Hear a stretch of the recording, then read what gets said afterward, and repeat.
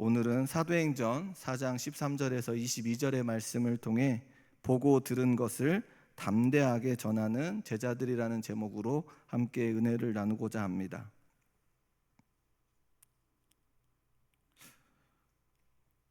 예수 그 이름 높이세, 능력의 그 이름, 예수 그 이름 높이세, 구원의 그 이름, 예수 이름을 부르는 자, 예수 이름을 믿는 자, 예수 이름 앞에 나오는 자 복이 있도다. 그리고 우리가 방금 찬송을 불렀던 예수의 이름은 세상의 소망이요 예수의 이름은 천국의 기쁨일세, 이 찬양을 드리면 이렇게 부르면 좋겠지만 제가 찬양의 실력이 없어서 또 찬양을 하면 안 되는 관계로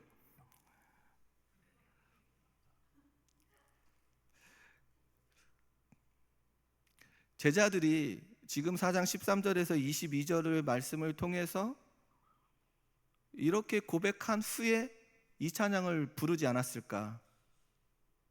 예수 그리스도의 이름에 능력이 있다, 예수의 이름이 소망이 있다 라고 마음껏 찬양하며 나아가지 않았겠습니까? 그 어떠한 환난과 어떠한 핍박이 온다 할지라도 예수 그리스도의 이름에 능력이 있음을 오늘 4장 13절에서 22절의 말씀을 통하여 담대하게 선포되어지는 그 제자들의 모습이 이렇게 머릿속에서 떠오르지 않으십니까? 우리의 삶 가운데에서도 이런 예수 그리스도의 이름에 능력이 있다, 예수 그리스도의 이름에 소망이 있다라고 선포하며 살아가야 한다는 것입니다. 성도님 여러분, 우리 모두는 하나님의 신실한 약속의 말씀을 믿고 따르는 하나님의 자녀들입니다.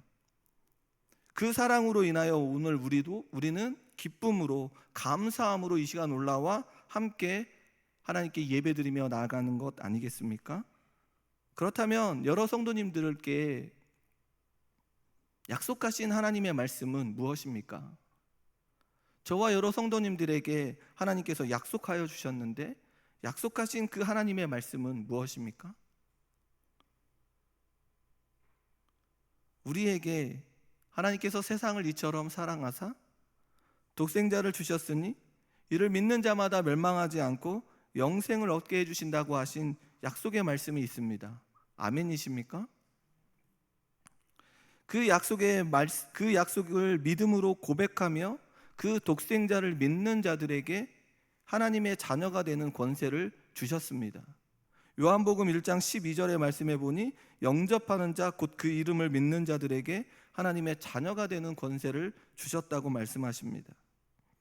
그리하여 저와 여러 성도님들은 하나님의 자녀가 되어 하나님께서 보내어 주신 예수님을 믿음으로 고백하며 살아가는 귀한 자들이 되었다라는 사실입니다. 그 약속의 말씀을 믿음으로 고백하며 살아가는 하나님의 자녀들이 다 되었다라는 사실입니다. 그리하여 우리의 삶 가운데 예수 그리스도의 이름에 소망이 있고 예수 그리스도의 이름에 능력이 있음을 마음껏 전하며 살아가는 복된 자들이 되었다는 사실입니다. 예수님께서 제자들에게 자신이 백성들을 가르치시고 고치시고 전파하시는 놀라운 일들을 듣고 보게 하셨습니다. 예수님께서 이 땅에 오셔서 하셨던 그 일들, 가르치시고 고치시고 전파하셨던 그 일들을 제자들이 보고 들었습니다. 그리고 예수님께서는 그 제자들에게 능력을 부여하시며 그들이 어떠한 자들이 되기를 원하셨습니까? 사람을 낚는 어부요 복음의 증인이 되게 하셨습니다. 그리하여 제자들 역시 예수 그리스도를 믿음으로 고백하며 예수님을 전하는 자들, 사람을 낚는 어부, 복음의 증인이 되었습니다. 제자들은 하나님의 사랑으로 시작하여 하나님께서 보내어 주신 예수 그리스도를 전하는 자들이 되었습니다. 그 약속의 말씀을 믿음으로 고백하며 하나님께 나아가는 그런 복된 자들이 되었다는 사실입니다. 우리 역시 우리에게 주어져 있는 이 믿음은 하나님의 사랑으로 시작하여 하나님께서 보내어 주신 예수 그리스도로 맞춰진다는 사실을 기억해야 합니다.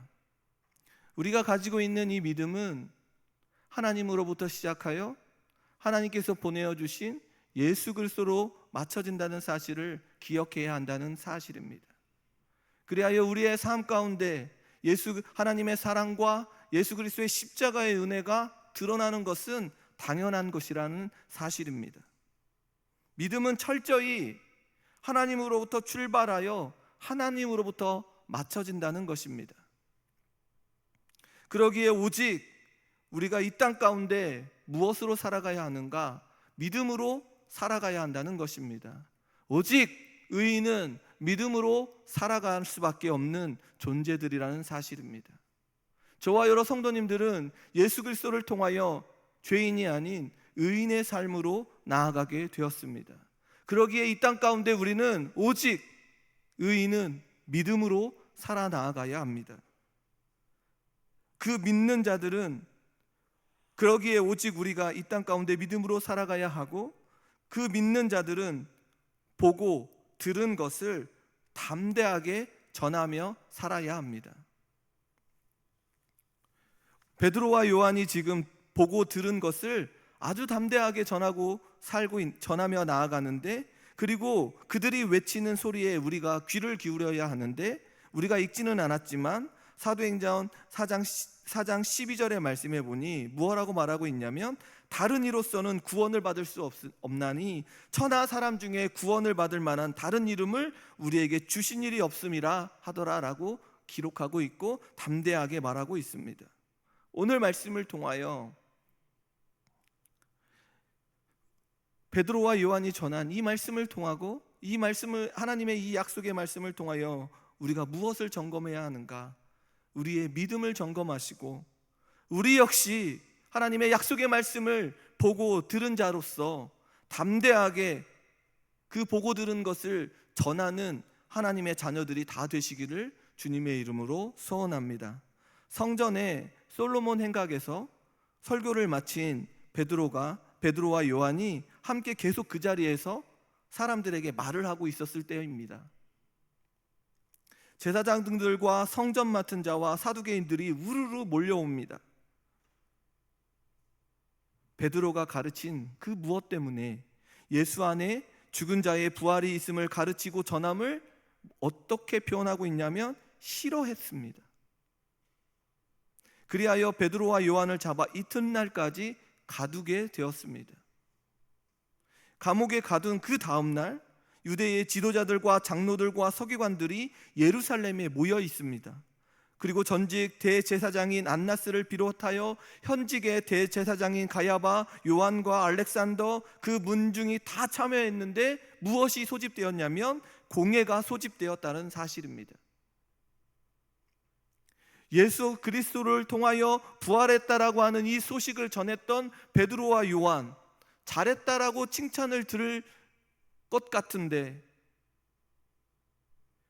그 가르치고 그 전함을 싫어하여 지금 무엇이 소집되었냐면 공회가 소집되었다는 사실입니다. 히브리어로 사네드린이라고 불리우는 이 공회에 모두 71명이 구성된 유대의 최고 의결기관인데, 그 구성원들은 바리새인과 사두개인들로서 대제사장, 장로, 서기관 등의 직분을 맡고 있는 종교의 지도자들입니다. 그런데 이들이 지금 베드로와 요한을 무엇으로 의심하고 있냐면 거짓 선지자로 의심하며 감옥에서 이끌어내어 자기들 가운데 세우고 신문을 하기 시작합니다. 4장 7절의 말씀에 무엇라고 말하고 있냐면, 베드로와 요한에게 신문을 하죠. 너희가 도대체 무슨 권세와 누구의 이름으로 이 일을 행하였느냐? 이때 베드로가 무엇에 충만하여 그들에게 대답을 하냐면 성령에 충만하여 그들에게 대답합니다. 너희가 만일 성전 미문에서 못 걷게 된 병자를 고쳐준 일에 대하여 그 사람이 어떻게 낫게 되었는지를 질문한다면 나는 너희에게, 또한 온 이스라엘 백성에게 아주 분명하게 답을 할 수 있다. 4장 10절의 말씀에 보니, 사도행전 4장 10절에 이렇게 답변을 합니다. 너희가 십자가에 못 박고 하나님이 죽은 자 가운데서 살리신 나사렛 예수 그리스도의 이름으로 이 사람이 건강하게 되어 너희 앞에서 섰다라고 말하고 있습니다. 누구의 이름이요? 예수 그리스도의 이름으로 이 사람이 건강하게 되었다라고 분명하게 말해주고 있습니다. 나사렛 예수 그리스도의 이름과 그 능력으로 된 것임을 담대하게 말하고 있습니다. 또한 예수님에 관하여 이렇게 말합니다. 예수님은 건축자들이 된 여러분이 쓸모없다고 버린 돌이었지만 마침내 집 모퉁이의 머릿돌이 되신 분임을 말해주고 있습니다.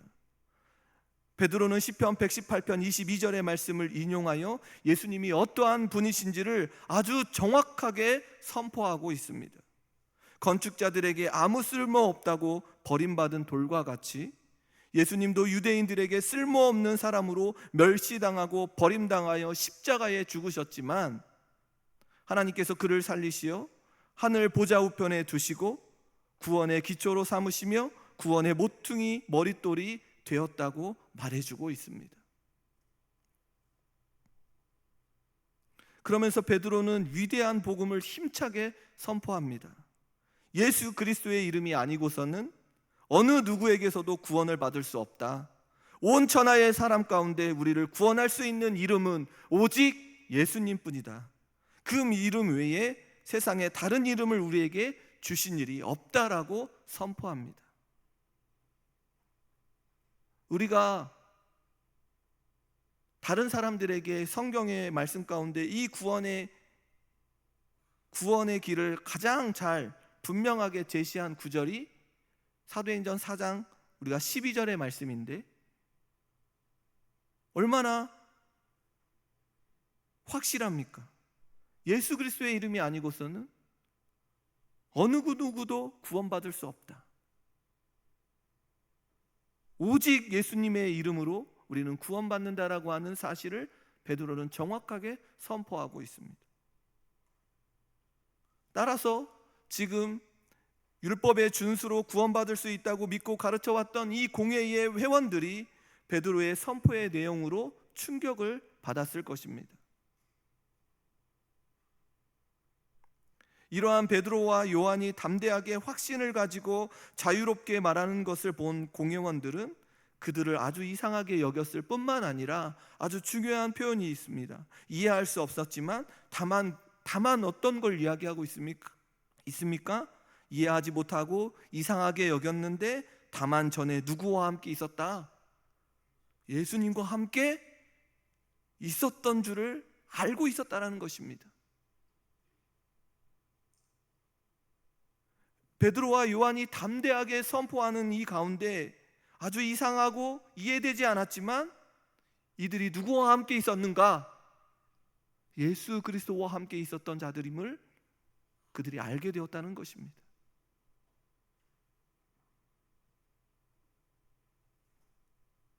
그 예수님께서 어떠한 일을 하셨습니까?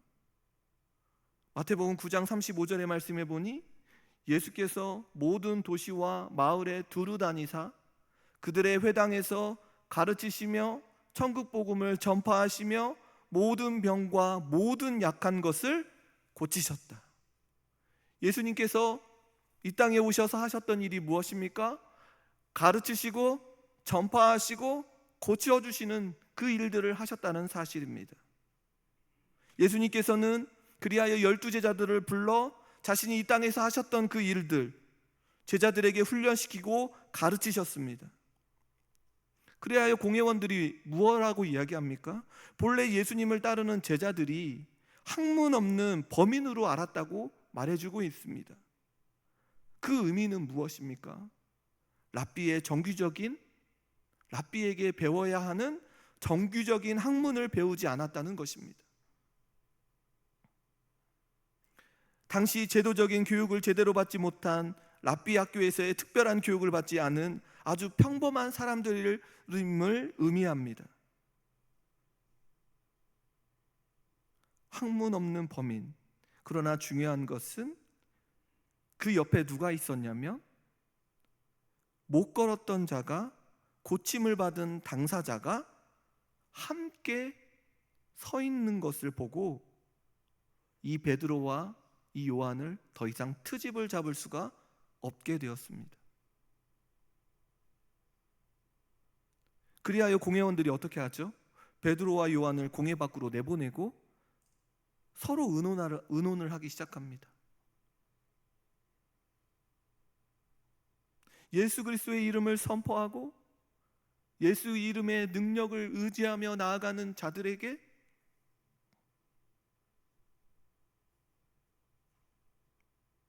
트집을 잡을 수 없다라는 사실입니다.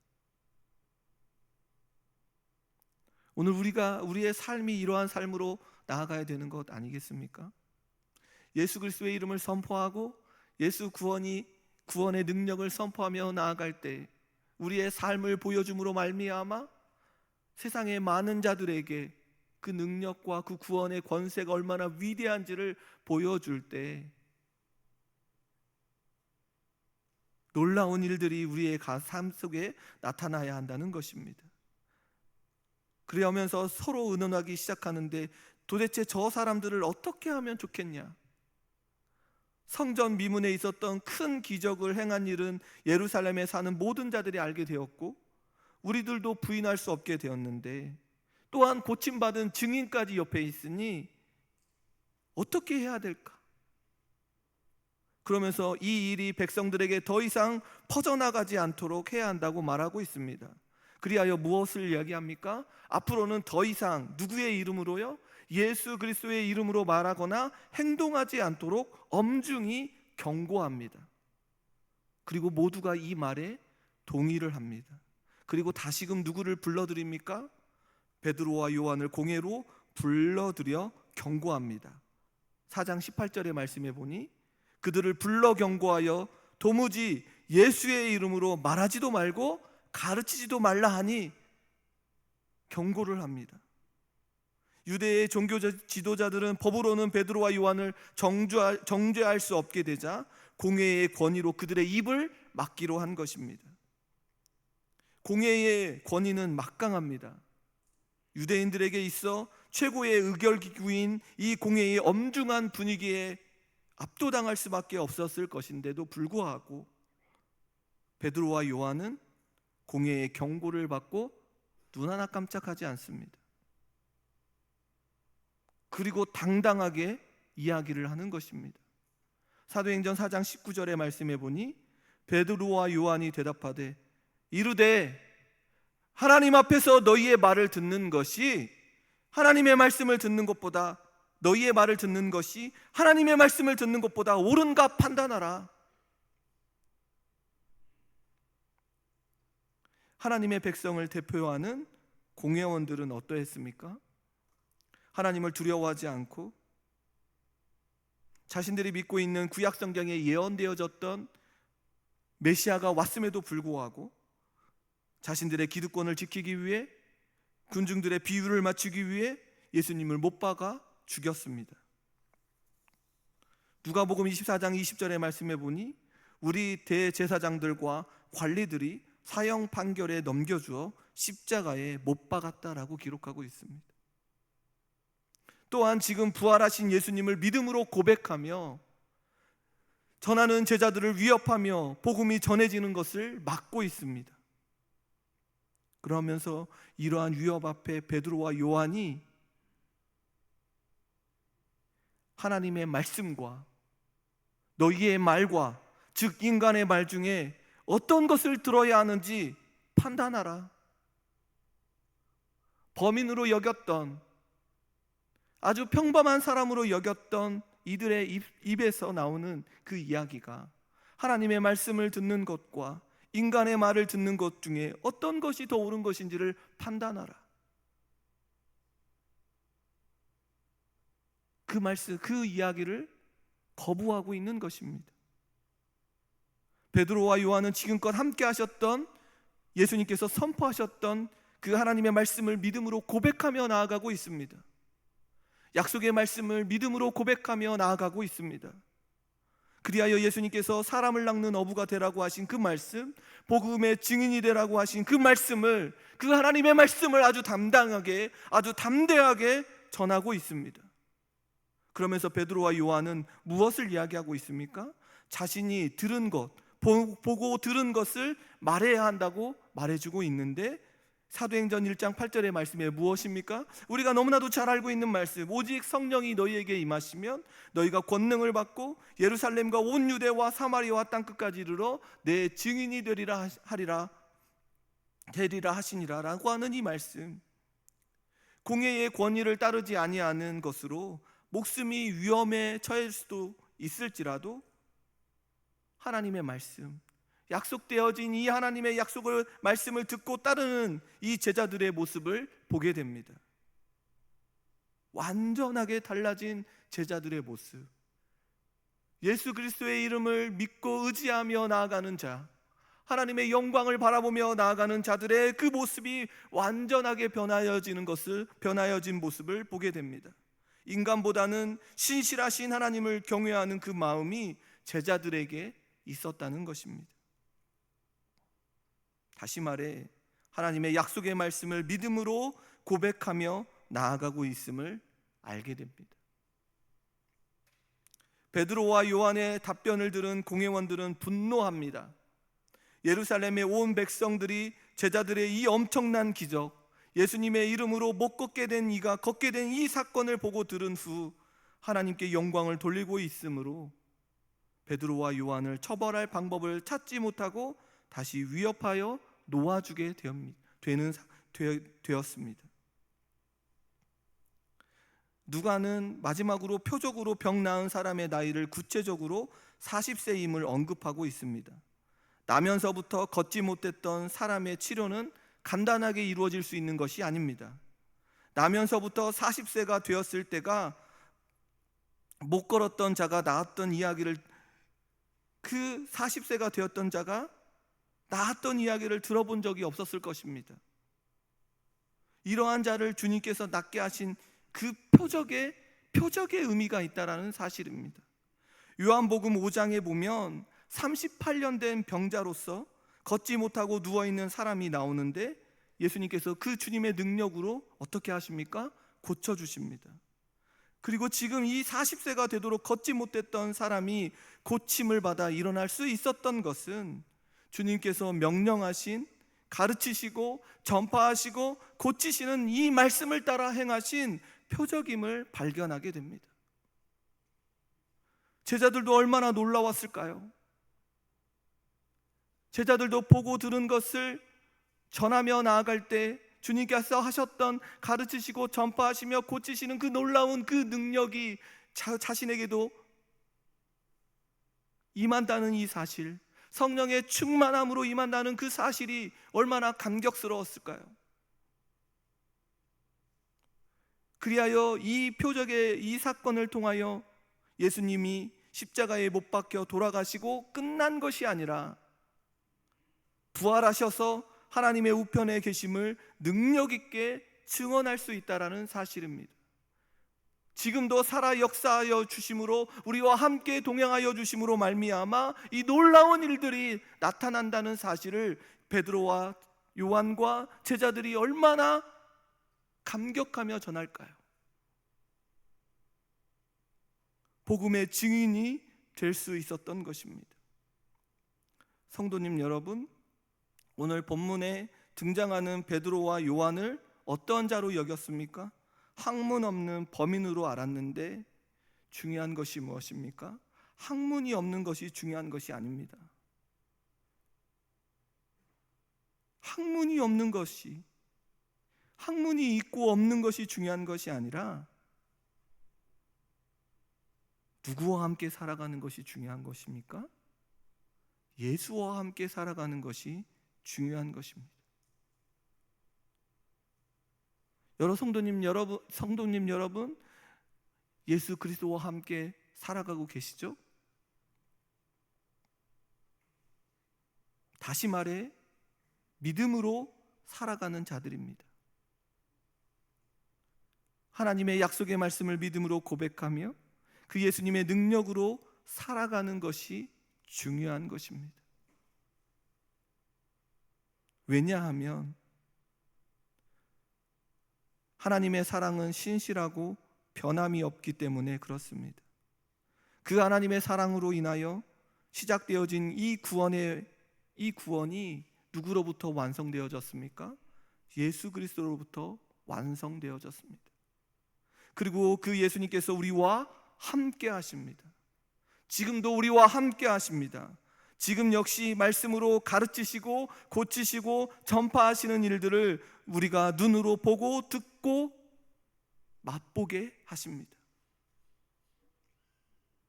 그 예수 그리스도의 능력 가운데 살게 하십니다.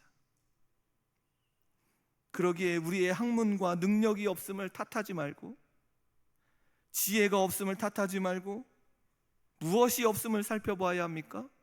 우리의 믿음이 없음을 살펴봐야 합니다. 예수님과 함께 살아가는 자들인가? 예수 그리스도의 이름의 능력으로 살아가고 있는가? 그 능력을 의지하여 정말로 복음의 증인으로서의 삶을 살고 있는가? 예수님께서 가르치시고 고치시고 전파하셨던 그 놀라운 일들을 우리의 삶 가운데 드러내고 있는가? 예수와 함께 살고 있는가?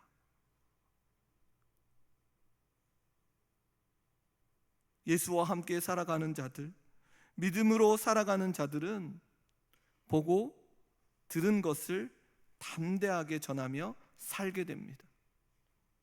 저와 여러 성도님들, 이러한 은혜 가운데 살아가기를 소망합니다.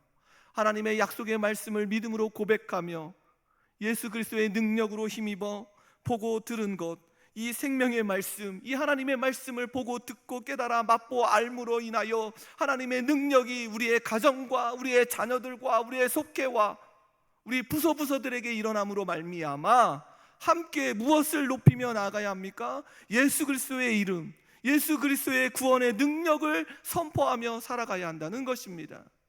그것이 예수 그리스도와 함께 살아가는 자들 아닙니까? 그러할 때 우리의 삶 가운데 가르치시고 고치시고 전파하시는 놀라운 일들이 우리의 삶 가운데 나타나게 되어진다는 것입니다.